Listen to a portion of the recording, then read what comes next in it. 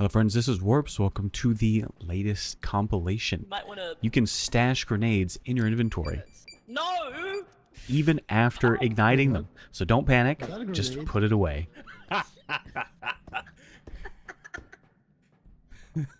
Self-destruct.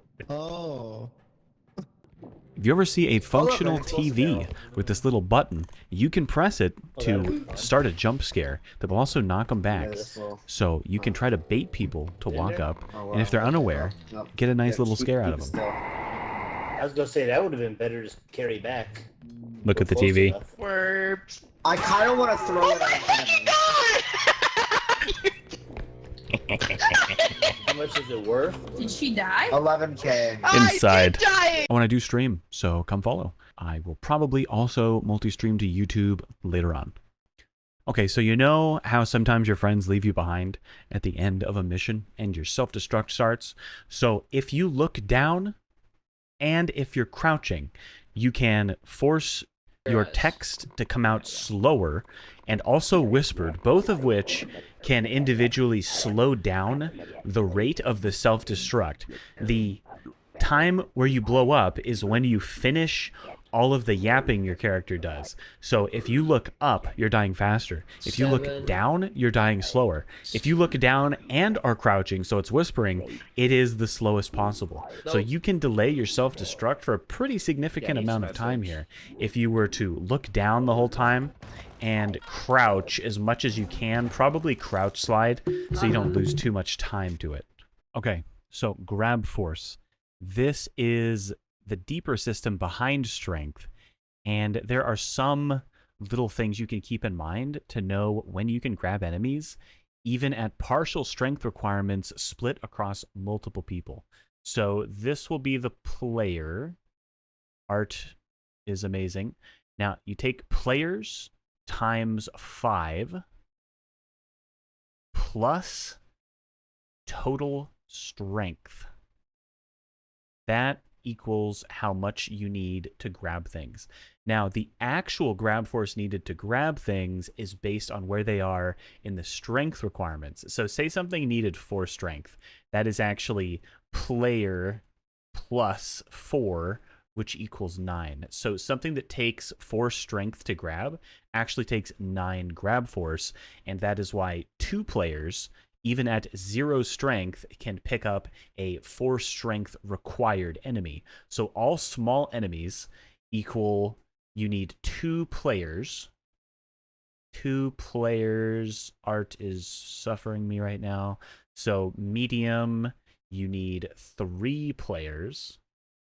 And large, you need 5. Math 4. This is a 4. It always was. 4 players. So even when you just start out, you walk out in stage 1, you have 4 players at least. You see a trudge, you just go up and you destroy him. That's how it works. This is pretty nice, and it does work across split stats. So say you want to lift a small enemy. No, not small. Medium enemy. Say you want to lift a medium enemy, which would require more, and a medium enemy would be player plus 9. So that would be 14, which would normally take 3 people because that's 5 each.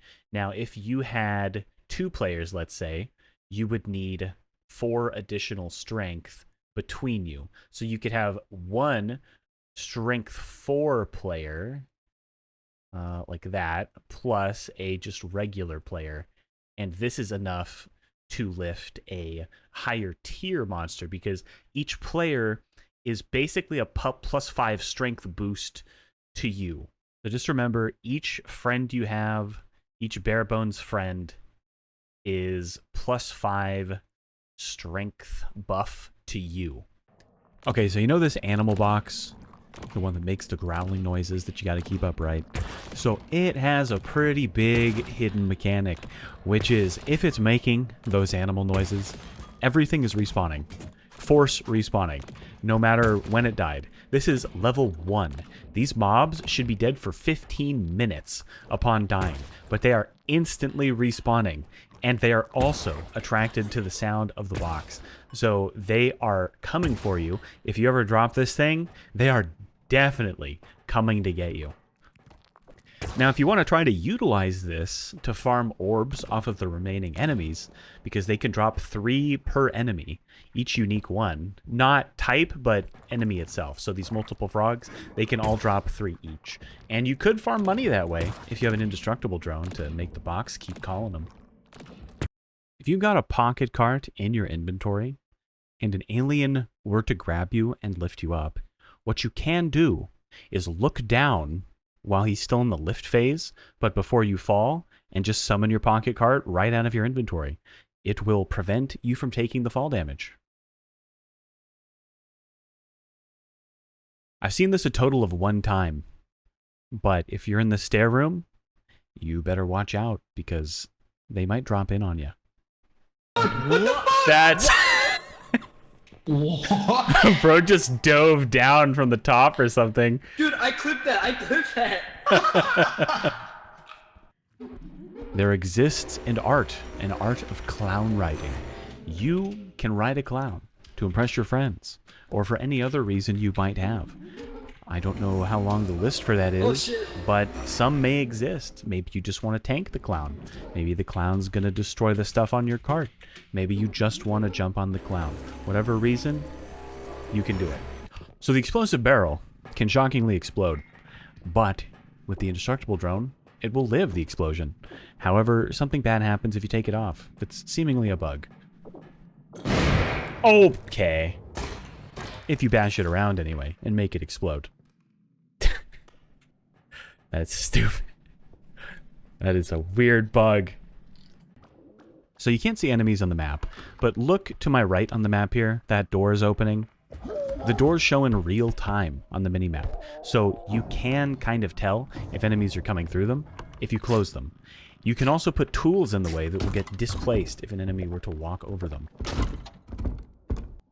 I surprisingly haven't seen this much, but you can combine the feather drone and the roll drone to go really fast. It's pretty fun, but it does require some precise control and very fast reactions to make use of. But nothing is going to catch you. It might also be funny to just put these drones on a teammate while they're not paying attention and have them start flying around.